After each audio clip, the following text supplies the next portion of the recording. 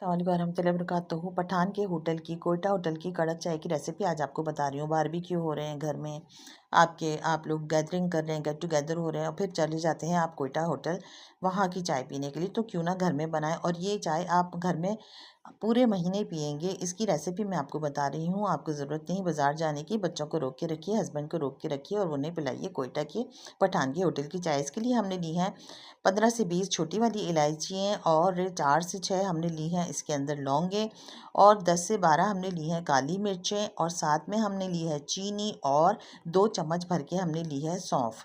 ये सारी जो चीज़ें हैं, इन सारी चीज़ों को, छोटी इलायची, सौंफ, लौंग, काली मिर्च, भाई मैं कोई गरम मसाला नहीं पीस रही जनाब, मैं आपको कोयटा के पठान होटल की चाय की रेसिपी बता रही हूँ। और साथ साथ चीनी, इसके अंदर हम चीनी भी डाल देंगे। और इलायचियाँ हमने लेनी है दाने वाली, ज़रा अच्छी वाली इलायचियाँ, छोटी इलायचियाँ, ये सब हमने डाली हैं। साथ में हम चीनी भी डालेंगे, तो इससे क्या होगा कि इसका जो फ्लेवर है, जो टेस्ट है ना, बहुत ज़बरदस्त सा हो जाएगा। तो हमने इसके अंदर चीनी भी डाल दी। ये सारे मसाले लेने के बाद हमने इसको पीस लिया, और पीसने के बाद हमने इसको चाय की पत्ती के अंदर मिक्स कर लिया।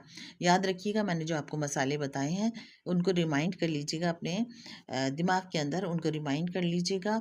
ये हमने चीनी के साथ हमने पीसे हैं और इसमें हमने चाय की पत्ती में मिक्स कर दिया। हमारे यहाँ आती है लिप्टन की येलो लेबल टी, अब आपके यहाँ जो भी आती है उसमें अपने चाय की पत्ती में मिक्स कर लीजिए। खूब अच्छे से इसको हिला लीजिए और इन्जॉय कीजिए। आप पठान के होटल की चाय, कोयटा होटल की चाय, आप इस चाय के फ़ैन हो जाएंगे और लोग आपके घर जो है ना चाय पीने के लिए आया करेंगे, स्पेशली कि चलो भाई फरजाना बाजी के घर चलते हैं, चलो भाई काशिफ भाई के घर चलते हैं, उनके घर की चाय तो लाजवाब होती है, पठान के होटल की जैसा टेस्ट होता है।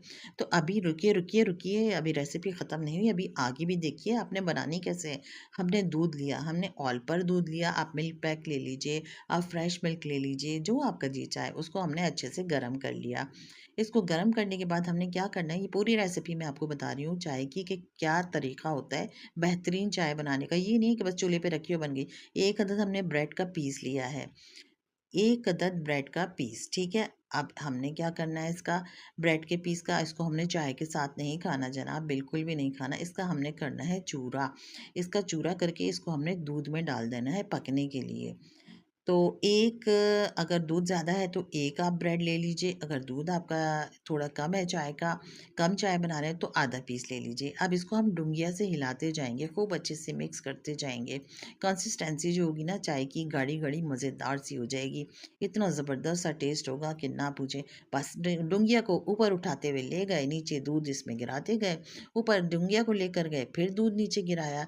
इस तरीके से इसमें जब झाग आने लगे, उबाल आने लगे, तो